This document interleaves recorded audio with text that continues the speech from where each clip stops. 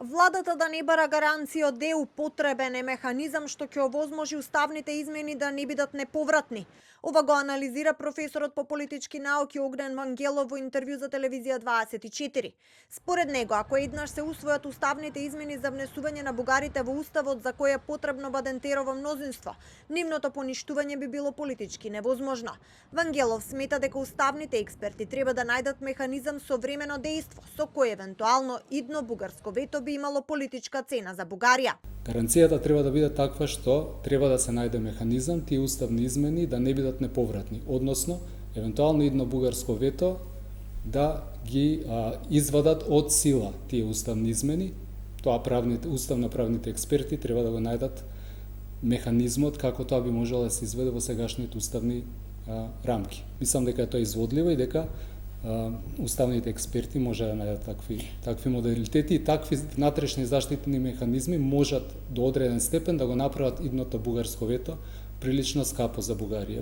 Се работи на трајно решение со Бугарија за излез од европскиот ќорсокак, но детали од разговорите не може да бидат јавно објавувани за да не се минираат шансите за успех. Ова го порача денеска шефот на дипломатијата Моцунски во интервју за МИА. Повтори дека владата има јасно исцртани црвени линии за кои не е подготвена да преговара и дека нема да има решение по секоја цена. Ние често зборуваме за тоа дека има разговори.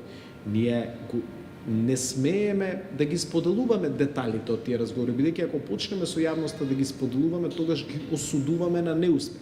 Но граѓаните треба да бидат спокојни дека нашата влада јасно знае како го има добиено својот легитимитет, јасно го следи ставот на граѓаните по однос на ова прашање и има јасно нацртани црвени линии и позиции и прашања за кои што не е подготвена да преговара. Така да работиме на решение, но ќе повторам, не решение по секоја цена. Иднината на државата не смее да биде тајна, порача од опозицијата. СДСМ реагираше дека е неприфатливо министер за надворешни работи да говори за разговори кои се водат за европската иднина на државата без јавноста да биде запознаена.